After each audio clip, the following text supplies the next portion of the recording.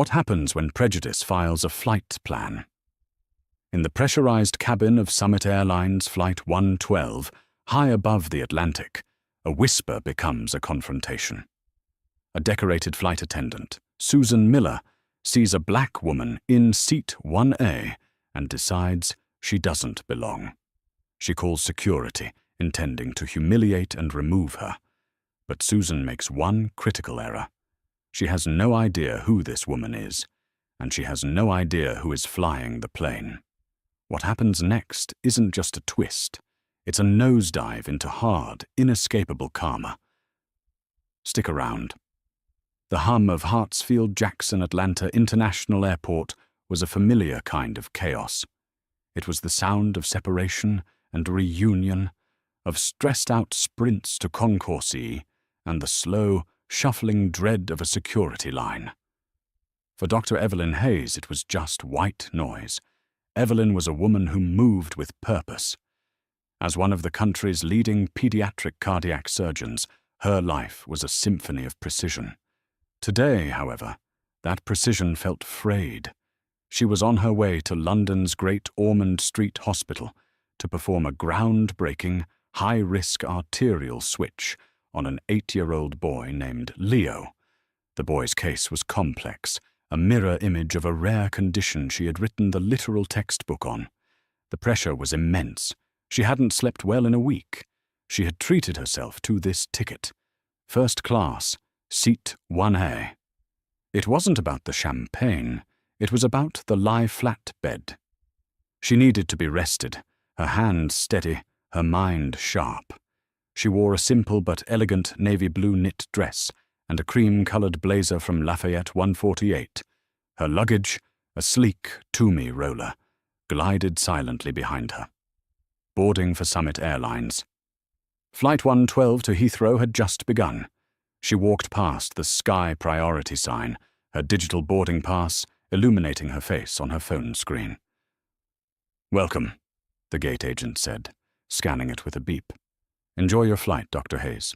"Thank you," Evelyn smiled, a small, tired smile that didn't quite reach her eyes. She stepped onto the jet bridge, the scent of filtered air and jet fuel instantly transporting her. She entered the cabin and turned left into the quiet, hushed sanctuary of the first-class pod. Seat 1A was perfect, a private suite with its own door. She stowed her carry-on, took out her noise-cancelling headphones, a medical journal, and a bottle of water. As she slid into the wide, plush seat, she finally allowed herself to exhale. She closed her eyes for just a moment, visualizing the first incision, the bypass, the delicate suturing. "Can I help you?" The voice was sharp, not welcoming. Evelyn opened her eyes. A flight attendant stood in the aisle, arms crossed. Her name tag read Susan. She was a woman in her late 50s, her blonde hair pulled back in a severe regulation bun. Her smile was a thin, stretched line that looked more like a grimace. "I'm sorry," Evelyn said. "This is the first-class cabin," Susan said, her voice dripping with a sickly sweet condescension. "Your seat must be further back." Evelyn felt the familiar, weary prickle. It was the same prickle she felt when a patient's family member asked her, "When will the real doctor be here?" "My seat is 1A," Evelyn said politely, holding up her phone, the boarding pass still displayed. Susan didn't look at the phone. Her eyes raked over Evelyn, from her natural hair, pulled back in elegant twists, to her simple, unflashy dress. The assessment was swift and condemning. "Doesn't belong." "I'm sure there's been a mistake," Susan said, her plastic smile tightening. "Economy boarding hasn't started yet. If you'll just step back into the boarding area, we can get this sorted out." "There is no mistake," Evelyn said, her voice remaining level, though a cold knot was forming in her stomach. "This is my seat. 1A. Susan let out an exaggerated sigh. "Ma'am, we have high-priority passengers who have paid a great deal of money for these seats. I can't have you just Sitting here. Now please, show me your printed boarding pass. I don't have a printed pass. The digital one is right here. Evelyn held the phone out again. Susan leaned in, her perfume, a cloying scent of stale gardenias, washing over Evelyn. She squinted at the screen. This scanner, Susan said, tapping her own manifest device, says this seat is still unboarded. Now I'm going to ask you one more time to move. The few other passengers already seated, a man in a suit in 2B, a young couple in 3A and 3B, were now watching. The man in 2B, a Mr. Henderson, let out an audible, impatient huff. This is my seat, Evelyn said, her politeness hardening into a quiet, steel resolve. I am Dr. Evelyn Hayes. I am not moving.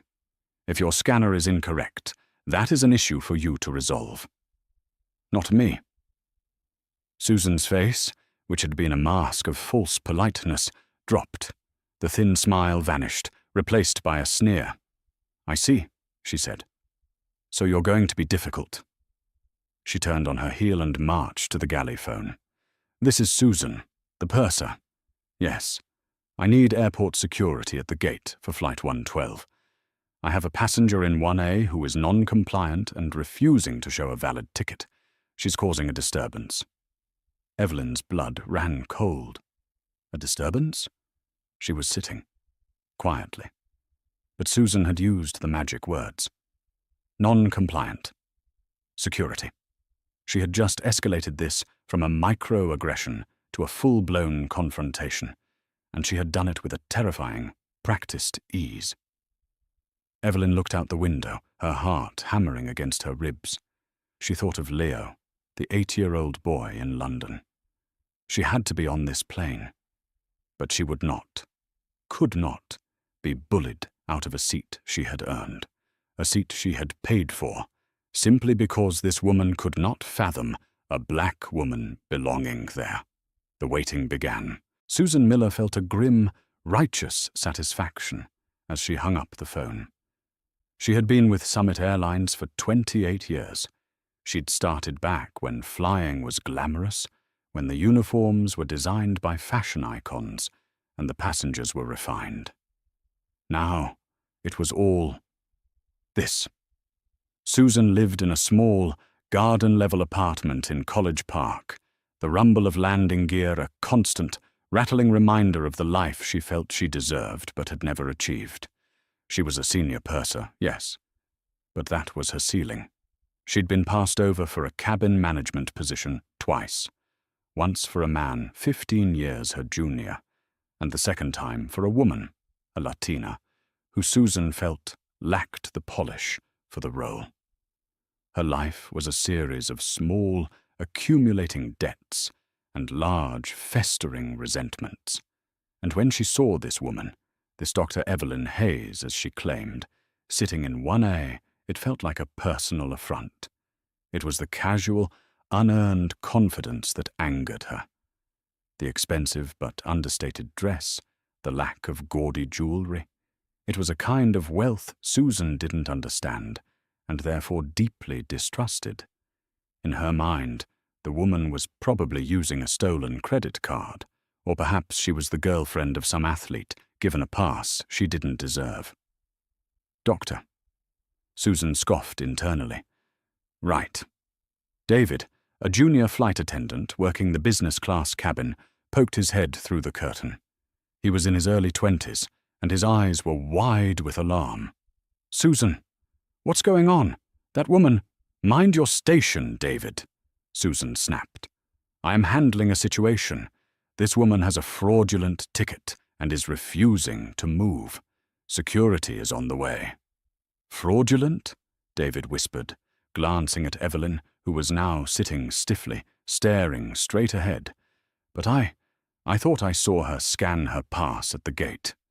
You thought wrong, Susan said, her voice a low hiss. She's a disruptor. We have a protocol for this. You'd do well to learn it. Now go. Offer Mr. Henderson in 2B a pre-departure beverage. He looks agitated. But— Now, David. David scurried away, his face pale. Susan smoothed her apron, her public smile slotting back into place, and walked back to Evelyn.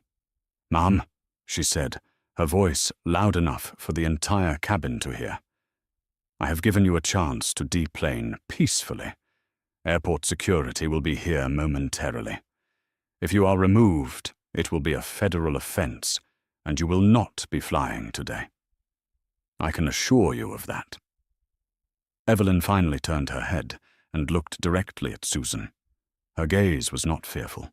It was analytical, cold, and assessing, as if she were diagnosing a particularly nasty tumor. "And I can assure you," Evelyn said, her voice dangerously quiet, "that you are making the biggest mistake of your career. I paid $6,400 for this seat on my own American Express card 3 weeks ago. I am on my way to perform a life-saving surgery on a child. I am not being disruptive. I am sitting. You are the one creating a scene, and you are doing it, quite obviously, because I am a black woman." The accusation hung in the air, sharp and undeniable. Mr. Henderson in 2B groaned. "Oh, for God's sake, here we go. Just move to another seat. I have a meeting in London." A young woman in the first row of business class, Chloe, had been watching the entire exchange. She had her phone, resting on her lap, angled perfectly. The red record button had been on for 2 full minutes. Susan's face flushed a deep, mottled red. The direct accusation had broken her composure. "How dare you! This has nothing to do with your race. It has to do with your ticket. You people are always so quick to pull that card." "You people." Evelyn flinched, as if slapped. That was it. The mask was completely off. This was no longer a misunderstanding. It was a targeted attack. "So that's what this is," Evelyn said, her voice shaking slightly, not with fear, but with a profound, seismic anger. "You are a hateful woman, and you will not win. We'll see about that," Susan spat. Just then, the sound of heavy footsteps echoed on the jet bridge. 2 uniformed officers from the Atlanta Police Department's airport unit appeared at the open doorway. Officer Chen and Officer Bryant. "This is her," Susan said, pointing a perfectly manicured, trembling finger at Evelyn. "Seat 1A. She needs to come off." The arrival of the police shifted the atmosphere from tense to critical. The air in the first-class cabin felt thick, unbreathable. Other passengers, who had been hiding behind newspapers and phone screens, were now openly staring. Officer Bryant, the taller of the two, stepped into the aisle.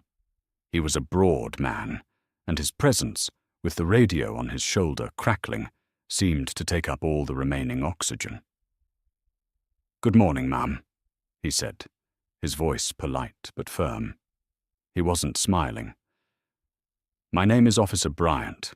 We've had a report that you're refusing to leave the aircraft." Evelyn took a slow, deep breath, forcing her surgeon's calm to take over.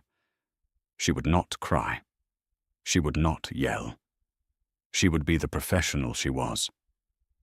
"Good morning, officer," she said, her voice steady. "That report is false. I am a ticketed passenger in this seat, 1A. Here is my identification." She reached into her bag and produced her driver's license and her hospital ID. "Dr. Evelyn Hayes, Chief of Pediatric Cardiac Surgery at Emory." Officer Bryant took the IDs. He looked at them, then at her. He then looked at Officer Chen, who was standing by the galley, observing. Susan, seeing a potential crack in her authority, jumped in. "Officer, she's lying. She hasn't shown me a valid ticket. Her scanner pass is clearly fake, and she's agitating the other passengers. She's delaying an international flight." "That's not true," a voice piped up. Everyone turned.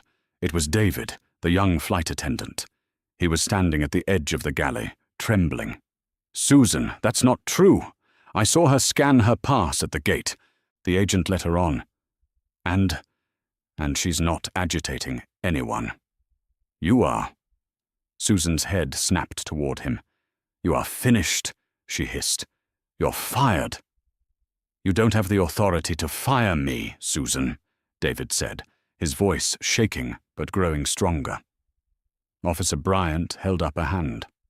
"All right, that's enough." "Ma'am," he said, back to Evelyn, "I don't want to do this, but the airline has the right to refuse service. If the purser wants you off this plane, I have to ask you to come with us." "On what grounds?" Evelyn demanded. "Because she feels like it? Because she doesn't like my face? Look at my ID. Look at my boarding pass." She held up her phone again. "Scan it yourself. Call the gate agent. Her name was Maria. Do any due diligence before you escalate this." "Ma'am, we're just trying to prevent a larger problem." "I am the victim here, officer," Evelyn said, her voice rising, the cool facade finally cracking. "I am being racially profiled and harassed by this employee, and you are asking me to leave?" "Absolutely not." "Then we'll have to remove you," Officer Bryant said, his tone hardening. He unsnapped the keeper on his holster, not to draw his weapon, but as a clear, physical signal of authority. Evelyn's heart sank. This was it. She was going to be dragged off this plane. She would miss her flight. The surgery. "Leo," she thought, for one fleeting, desperate second, "I should just go.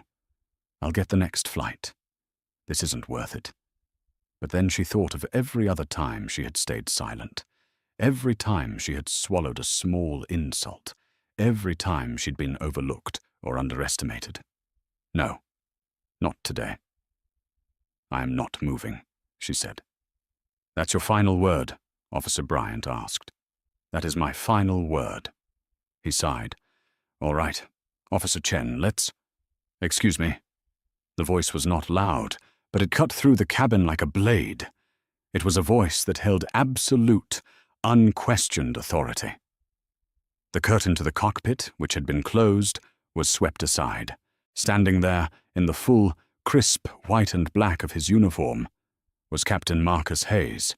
The 4 gold stripes on his epaulets seemed to gleam. He was a tall man, his presence radiating a calm, powerful energy. He was also a fact that seemed to suck all the air from Susan Miller's lungs, a black man. He looked at the police officers. He looked at Susan, whose face had gone a chalky, ashen white. And then his eyes landed on Evelyn.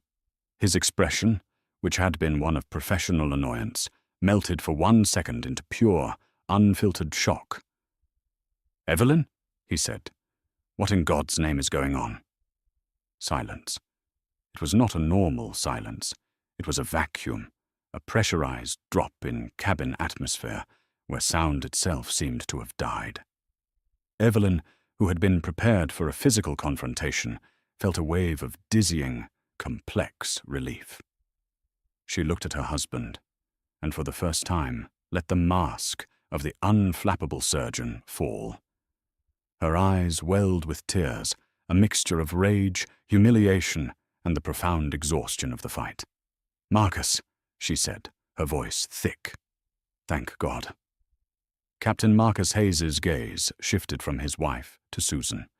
It was a slow, deliberate movement. He was not a man who ever raised his voice. He didn't need to. His authority was a physical weight, and he now directed that entire weight onto the senior purser. "Susan," he said, his voice terrifyingly mild. "Report. What is happening on my aircraft?" Susan Miller was frozen.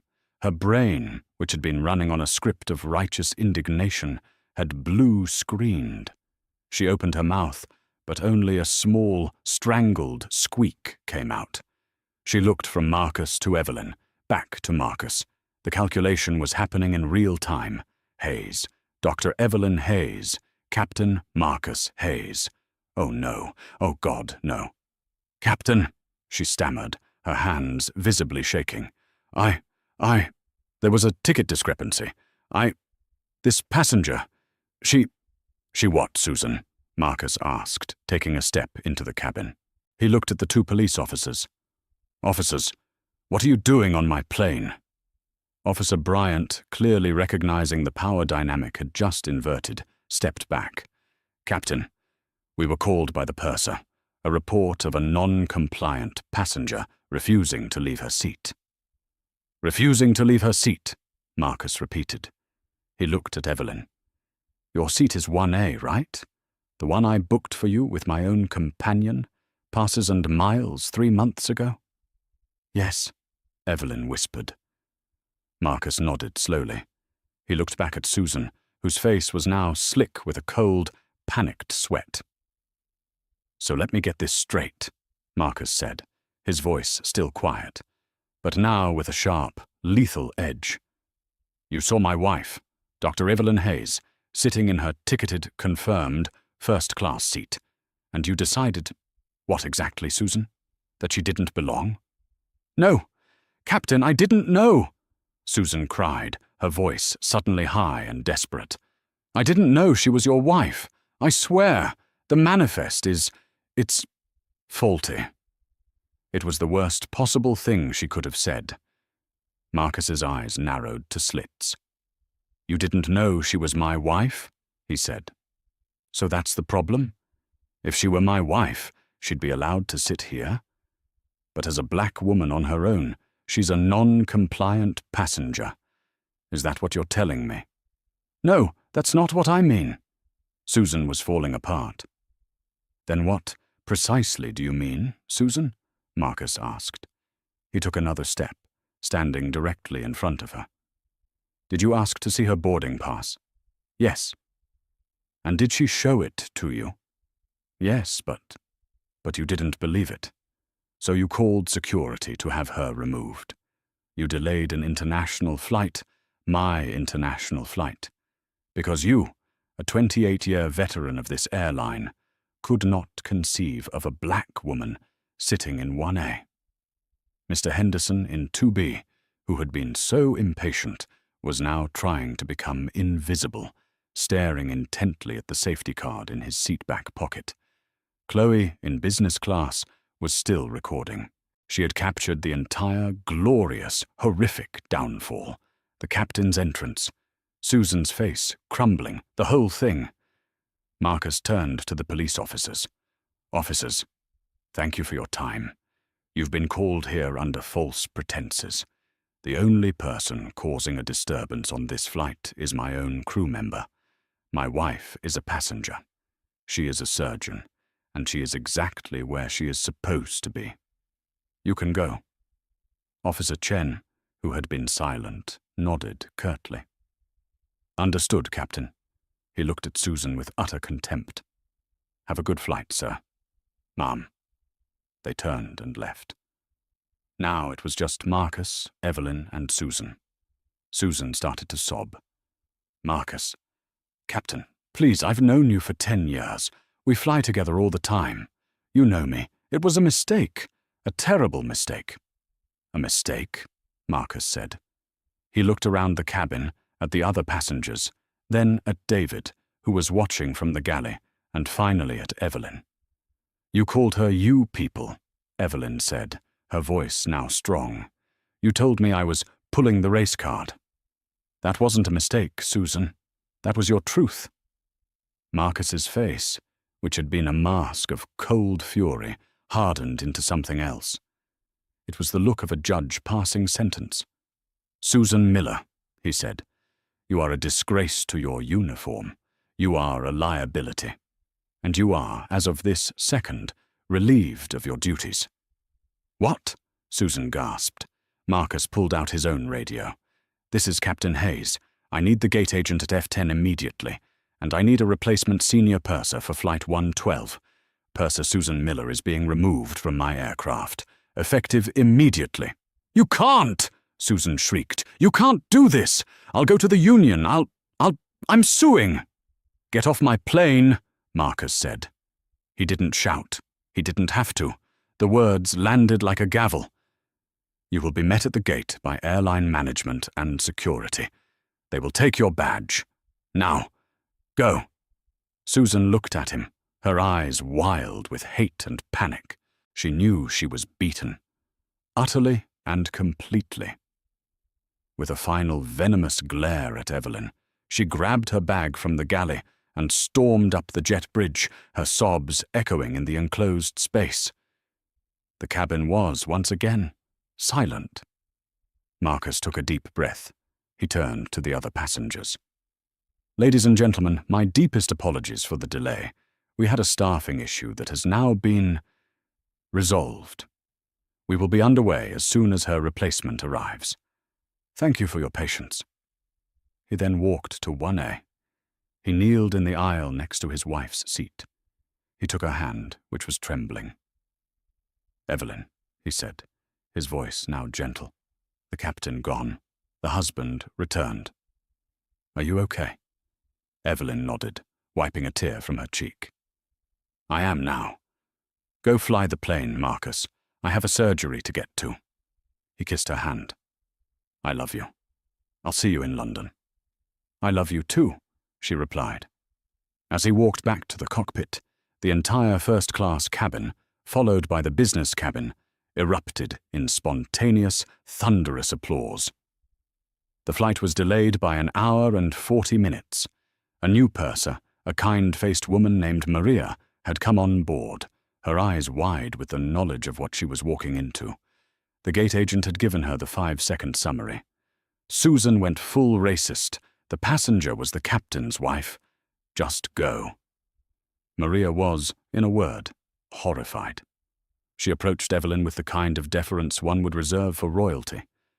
"Dr. Hayes," she said, her voice a soft murmur. "I am Maria, your purser for this flight. Can I get you anything at all? Champagne? A hot towel? Anything? Just some water, please, Maria." "Thank you," Evelyn said. She was too exhausted for champagne. The cabin door was finally closed. Marcus's voice came over the intercom, smooth and professional, announcing their flight time and apologizing once more for the delay. As the engine spooled up and the plane pushed back, Evelyn finally let her head rest against the seat. She closed her eyes, but sleep wouldn't come. Susan's words kept replaying in her mind. "You people." She had faced racism before, subtle cuts in the operating room, overt insults in medical school. But this was so public, so designed to strip her of her dignity, that it felt different. It had shaken her. Her hands, the hands that were scheduled to hold a child's heart in 24 hours, still had a faint tremor. She tried to focus. She pulled out the medical journal, opening it to the schematics of Leo's tiny, malformed aorta. She forced her mind into the work. Focus. Separate the right atrium. Cannulate. Begin bypass. Focus. About 3 hours over the Atlantic, the fasten seatbelt sign chimed on, not for turbulence, but for a different kind of emergency. Maria, the new purser, came rushing up the aisle from the economy cabin, her face pale. "Dr. Hayes," she said, her voice a high-pitched whisper. "I'm so sorry, but David said you were a doctor." Evelyn was instantly alert, the adrenaline of the operating room snapping her to attention. "Yes, I am. What's wrong?" "It's a passenger in 28C. I think he's having a heart attack. He's clutching his chest, he's sweating, he can't breathe." Evelyn was out of her seat before Maria finished the sentence. "Get me the aircraft's full medical kit. Now. And an oxygen tank." She hurried back, parting the curtain to the main cabin. Passengers stared as she moved with swift authority. In 28C, a man was slumped against the window. He was pale, gasping, and his skin had a clammy grey tinge. It was Mr. Henderson, the businessman from 2B, who had huffed in annoyance at her disturbance. Evelyn's brain didn't register the irony. It only registered the patient. "Sir, my name is Dr. Hayes. I'm a cardiac surgeon. Can you hear me?" Henderson's eyes fluttered open. He looked at her, his eyes wide with terror and, dimly, recognition. Chest hurts, he gasped. Arm numb. Classic MI symptoms, Evelyn said to herself. David and Maria arrived with the large red medical kit and the green oxygen tank. David, get this mask on him. Full flow, she commanded. She snapped on a pair of latex gloves and ripped open the blood pressure cuff. His pressure was skyrocketing, 190-110. She pulled the stethoscope from the kit and listened to his chest. His pulse is thready and irregular, she said. This is bad. She opened the kit, her eyes scanning the contents. I need aspirin. 4 baby aspirin. Now. Maria fumbled. Aspirin? Here, David said, producing the bottle. Good. Sir, chew these. Don't swallow. Chew. Henderson, gasping, did as he was told. We need to get this plane on the ground, Evelyn said, looking at Maria. How far are we from a diversion? Newfoundland? I'll notify the captain, Maria said, running for the phone. Evelyn worked. She didn't have the tools of her trade, no echo machine, no EKG. She was working blind, with just a stethoscope, a blood pressure cuff, and her hands.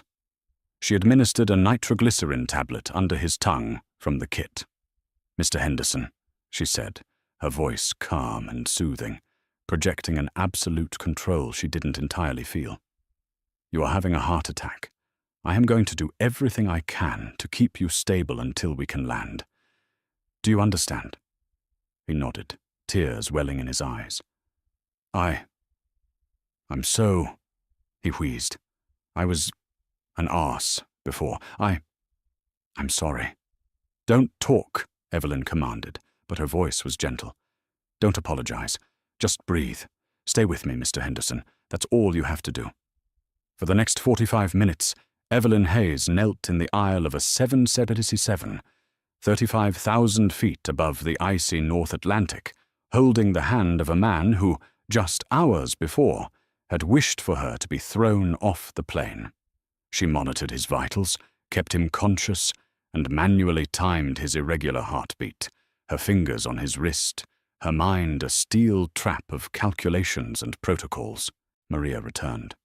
The captain is diverting to St. John's, Newfoundland.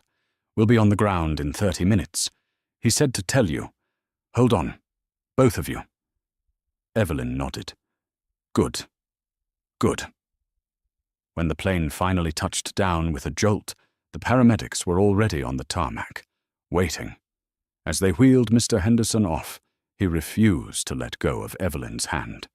Thank you, he wept. Thank you, Doctor. You saved my life.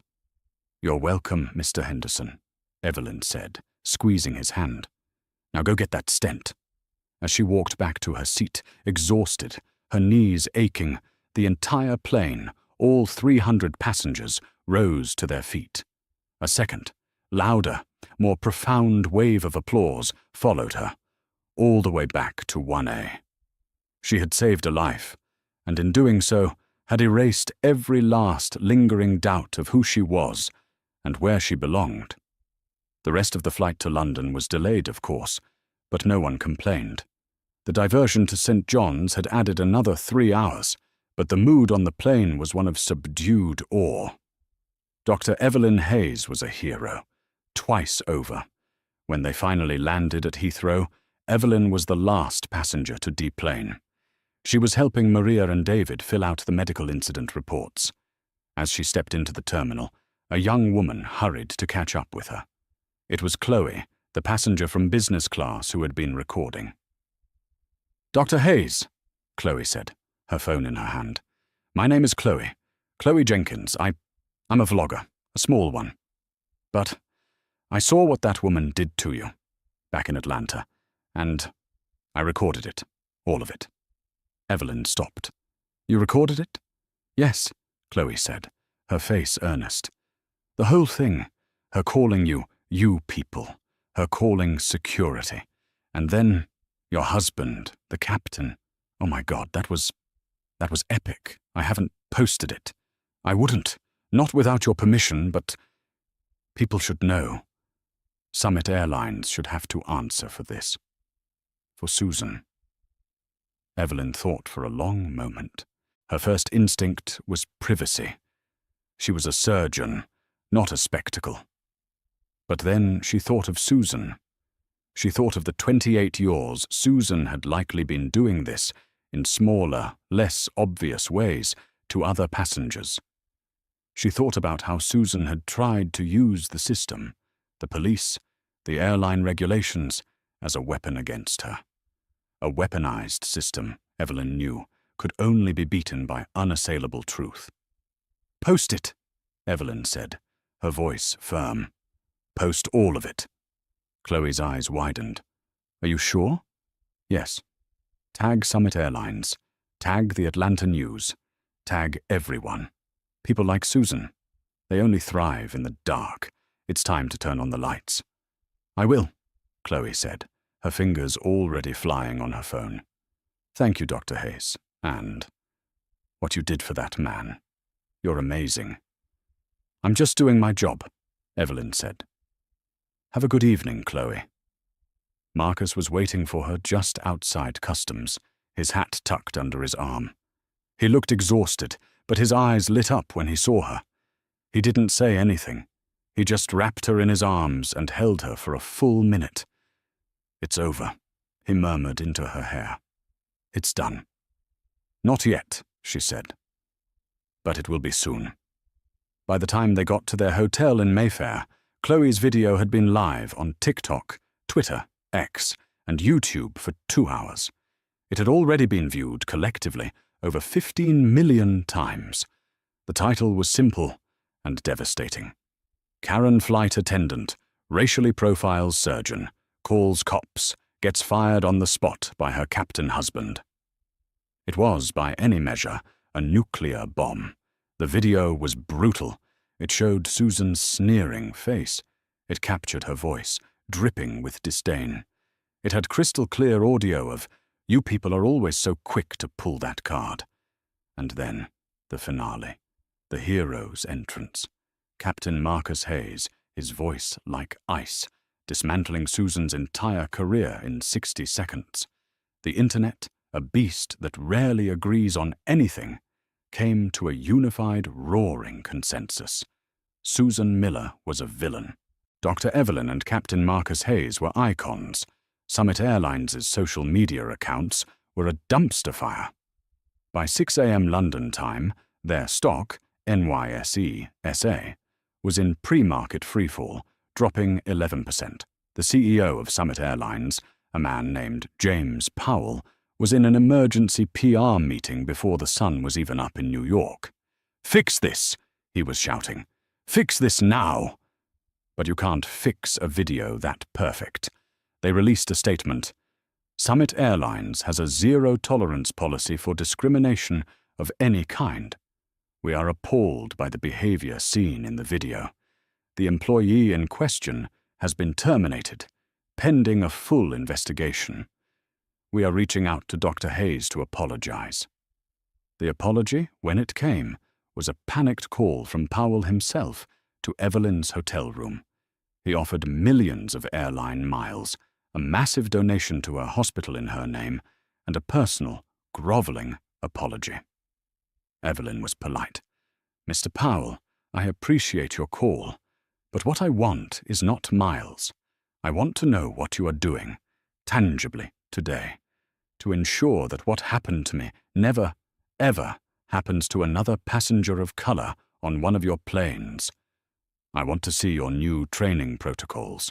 I want to see your new zero-tolerance policy in action." Powell, realizing this was not a woman who could be bought, stammered, "Yes, of course. Anything." Evelyn, meanwhile, had work to do. She left the media firestorm to Marcus and the airline's PR team, went to Great Ormond Street Hospital, scrubbed in, and for 9 straight hours, she stood over 8-year-old Leo. She meticulously, brilliantly, repaired his heart. The surgery was a flawless success. The story of Summit Airlines Flight 112 didn't end when the plane touched down at Heathrow. For the people involved, It was a beginning. It was the start of a public firestorm, a private reckoning, and a final, inescapable landing into the reality they had each created. For Dr. Evelyn and Captain Marcus Hayes, the landing was just the start of a new, strange turbulence. As they sat in their hotel room in Mayfair, finally alone, Marcus holding his wife's hands, the hands that had been steady for a stranger but were trembling now, Evelyn's phone began to vibrate on the nightstand. It didn't just vibrate, it seemed to scream. Chloe Jenkins, the vlogger, had kept her word. The video, titled "Karen Flight Attendant, Racially Profiles Surgeon, Calls Cops, Gets Fired on the Spot by Her Captain Husband," was not just viral. It was a pandemic. Before they had even cleared customs, it had hit 1 million views. By the time they ordered room service, it was at 15 million. News outlets in the UK and the US, CNN, BBC, Fox News, MSNBC, were playing the clip. They bypassed their usual ideological divides, united in a rare, singular moment of collective outrage. The video was that damning. There was no ambiguity, no other side to Susan's sneer, to her words. You people. The first official call came at 3 a.m. London time. It was James Powell, the CEO of Summit Airlines, his voice thick with panic and the artificial energy of a man who had been dragged from his bed. "Dr. Hayes, Mr. Powell, My God, I have seen the video. I am appalled. I am sickened. This is not who we are." Evelyn, sitting on the edge of the bed with Marcus listening on speaker, was calm. "Mr. Powell, with all due respect, it is exactly who you are. It's who you have been for 28 years. Susan Miller was not a rookie. She was a senior purser. She was your brand. She felt empowered by her uniform to do what she did. The only anomaly is that she was caught." "No, I assure you," Powell stammered. "This is an isolated—" "She is terminated, Dr. Hayes. Terminated for cause. Her career is over. We're releasing a public statement. But what can we do for you? For you and your husband? Please. A donation in your name to any charity you choose. First-class travel for life, of course. Whatever you want." Marcus spoke then, his voice the same steel-edged calm he'd used on the flight deck. "Mr. Powell, my wife isn't a contestant on a game show. This isn't a prize package. She was humiliated. She was accused of a crime. She was threatened by law enforcement, all while on her way to save a child's life. You don't fix that with miles." "Then what?" Powell pleaded. "You're going to fix your company," Evelyn said, her voice leaving no room for negotiation. "I want a full-scale, independent audit of your in-flight service and its disciplinary records, specifically regarding passenger complaints of racial bias. I want to see the new training protocols you implement, and I want to review them. This isn't about me, Mr. Powell. It's about the next Dr. Hayes, the next black passenger who just wants to sit in the seat they paid for." There was a stunned silence. Powell, a man who negotiated billion-dollar fuel contracts, knew he was beaten. "Yes, doctor, of course. Anything." Evelyn, meanwhile, had a more pressing engagement. She left the media storm to Marcus and the Summit Airlines PR team. She went to Great Ormond Street Hospital. She scrubbed in, and for 9 grueling, meticulous hours, she stood over 8-year-old Leo, his tiny chest open, and she repaired his heart. The surgery was a flawless, textbook success. When she walked out of the OR, exhausted but triumphant, the lead London surgeon, a man named Dr. Alistair Finch, was waiting. He simply started to clap. The entire ICU staff, who had all seen the video, joined in. She had become a legend, not just for her hands, but for her courage. The story also had a new chapter for Mr. Henderson. He woke up in a sterile white room in St. John's, Newfoundland. The beeping of the monitor was the first thing he heard. The second was the voice of a nurse. "Well, look who's back. You gave us a scare, Mr. Henderson. You're a very, very lucky man." What happened?" he rasped. "You had a severe myocardial infarction over the Atlantic. The plane diverted. You're lucky there was a doctor on board. She kept you stable for 45 minutes. Saved your life," the EMTs said. "A cardiac surgeon of all things. Talk about good luck." "A doctor," Henderson said, the memory coming back in flashes. The pain, the terror, the calm, authoritative face of the woman he had dismissed. "Dr. Hayes. Was her name Dr. Hayes?" "That's the one," the nurse said, checking his chart. The shame that washed over him was more painful than the ache in his chest. He, who had huffed and groaned and wished for her to be removed, owed his life to her. He fumbled for the TV remote. He needed to see the news, to see if the flight had... His thumb hit the power button, and there it was. His flight. His face, briefly seen in the background. And there she was, Dr. Evelyn Hayes. He was just in time to hear the tail end of Chloe's video, his own voice, tinny and impatient. "Oh, for God's sake, here we go. Just move to another seat." He had been part of the chorus that sought to humiliate her, and she had saved him anyway. Mr. Henderson wept. They were not tears of pain, but of a profound, shattering penance. He grabbed his phone. He called his personal banker. "Paul," he said, his voice hoarse, "I need you to find every piece of information you can on a Dr. Evelyn Hayes, cardiac surgeon at Emory. And I need you to find out if she has a charity, a research fund, anything. I'm making a donation, a large one, 7 figures, and I need to send a note."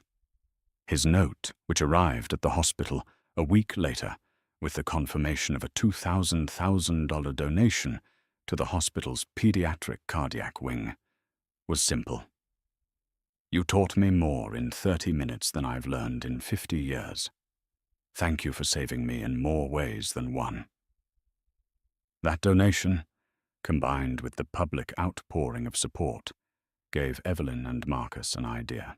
They incorporated Wings and Hearts, a foundation dedicated to funding and flying children from underserved countries to the US for complex, life-saving surgeries.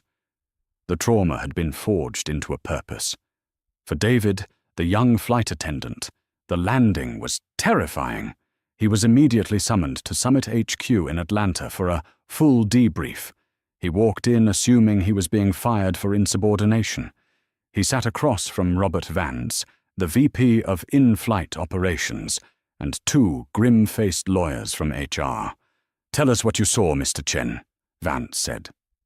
David, his voice shaking, told the truth. He told them about Susan's snide comments, her immediate escalation, her lies to the police, and her hiss, "You're finished?" Vance nodded slowly, then slid a tablet across the table. "You're already trending, Mr. Chen." The flight attendant who spoke up. "The video backs your account 100%. Susan Miller's termination is final, and your promotion to purser is effective immediately." David was stunned. Thank you, sir." "Don't thank me," Vance said, leaning forward. "We're gutting our entire sensitivity training protocol. It's useless. We want you to help us build the new one. The David Chen Protocol, we're calling it. We want you to be the face of it. We need people to see that speaking up is not just allowed, it's required." David, who had just been trying to do the right thing, suddenly became the moral compass for an entire airline. And then there was Susan. Her story did not end with the applause for Evelyn.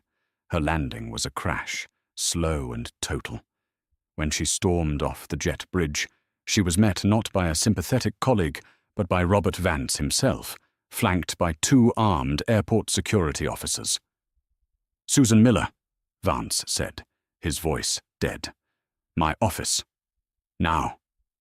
She was marched through the terminal, her face a mask of thunderous rage.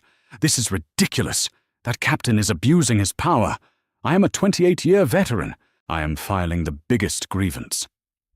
"Be quiet, Susan," Vance snapped, and she was so shocked by his tone that she actually obeyed. In a cold, windowless office, Vance didn't waste time. "Hand over your airline ID and your crew badge. You are terminated, for cause, effective immediately." "You can't!" she shrieked. "I have a union. You haven't even heard my side." "I don't need to," Vance said. He turned a monitor on his desk. It was Chloe's video. He pressed play. He made her watch the whole thing. He watched her face as her own voice. "You people," echoed in the tiny room. Her face, so full of righteous fury, deflated. The color drained from it. "You've violated conduct codes 413B, 22C, and 40A, Vance read from a sheet, his voice bored. "Passenger discrimination, harassment, filing a false report to law enforcement, and willful endangerment of an on-time departure. Your for-cause termination means you forfeit all unvested pension benefits and your separation package. You have 10 minutes to clean out your locker. Security will escort you to your car. If you ever set foot on Summit Airlines property again, you will be arrested for trespassing." She was crushed. But hate is a resilient thing. Her next stop was her union rep, a woman named Brenda. "We sue them," Susan demanded, pacing the union office. "Wrongful termination, hostile work environment. Marcus Hayes used his position as captain to protect his wife. It's nepotism." Brenda, a woman who had seen it all, held up a hand. "Susan, sit down. I've been your rep for 15 years. I've defended you on, let's see, 14 other rudeness complaints, all of which we got dismissed as he said, she said." "See?" Susan said, pointing. "I'm a good employee." "No," Brenda said, her voice tired. "You were a lucky employee. This time there's a 4K video with 50 million views. You called a passenger, you people. You lied about her ticket. You called the cops on her for sitting. I can't defend that. The union will not defend that. You're a pariah, Susan. You made every flight attendant in the world look like a racist monster. We're not touching this. You're on your own." The word alone became Susan's new reality. She tried to hire a lawyer. The first one, a Billboard-famous wrongful termination shark named Gary Klein, lit up when he heard Big Airline. Then he watched the video. He clicked pause, loosened his tie, and said, "Ms. Miller, I'm afraid I can't take your case. My consultation fee is $500, payable now." The second lawyer just laughed at her. She was blacklisted. No other airline would touch her. Delta, American, United. Her applications vanished into a digital void. She was toxic. Her former friends, the pilots she'd flirted with, and the pursers she'd gossiped with, suddenly didn't answer her texts. She saw a co-worker in a grocery store, and the woman, seeing Susan, physically turned her cart and fled down another aisle. Her 28 years of seniority were gone. Her pension was gone. Her flight benefits were gone. The money stopped. First went the savings, then went the car, repossessed in the dead of night. Then went the apartment in College Park, the one she'd complained about, the one she now desperately missed. An eviction notice, pink and humiliating, was taped to her door. She ended up in a weekly rate motel off the interstate, a place that smelled of stale cigarettes and despair. She had to find a job. Any job. She applied at Starbucks. The manager, a 24-year-old with purple hair, recognized her. "I don't think you're the right fit for us." She applied at Target. She applied at a call center. Nothing. She was unemployable. Finally, 6 months after Flight 112, she found a job, a place that didn't do background checks and paid cash under the table, desperate for anyone who would show up. She was back at Hartsfield-Jackson Atlanta International Airport. Not in the sky, not in the glamorous crew lounge, but in the food court.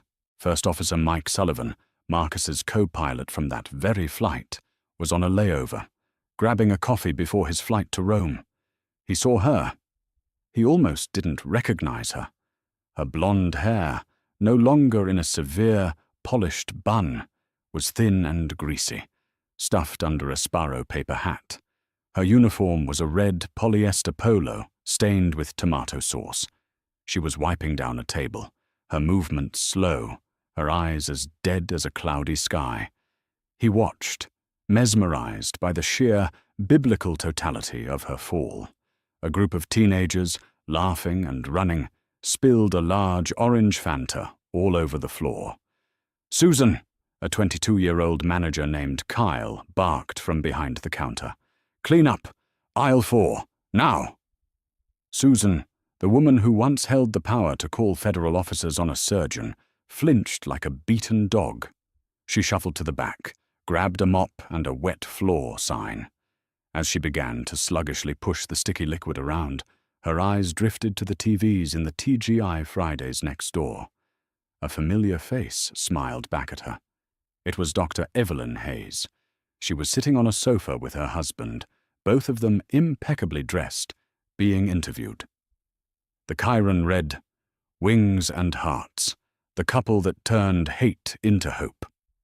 "And so this new donation from Mr. Henderson," the host was saying, "the very man you saved on that flight, has allowed your foundation to open a new chapter?" "Yes," Evelyn said, her voice radiating a warmth and confidence Susan had never possessed. "We believe everyone belongs, and everyone deserves a chance to fly. Whether it's in a first-class seat or on a medical transport jet to get the surgery that will save their life."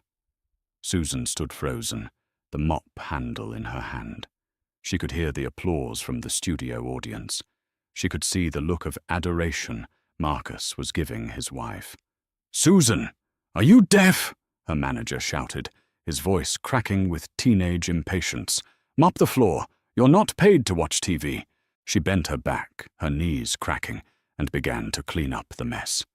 She was grounded, forever, in the very terminal she used to rule, forced to watch the woman she tried to destroy soar to heights she could never, ever reach.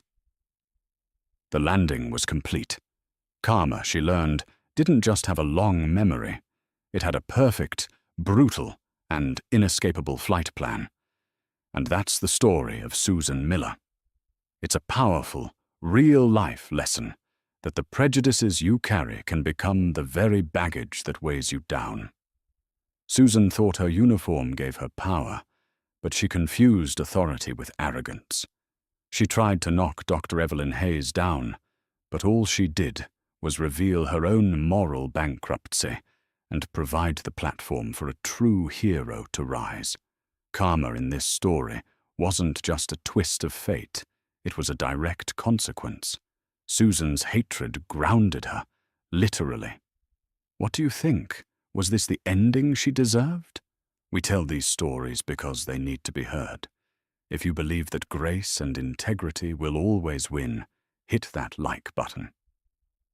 Share this video with someone who needs to see that what goes around truly does come around. And please subscribe to the channel for more true stories of karma, justice, and the incredible human spirit. Thank you for listening.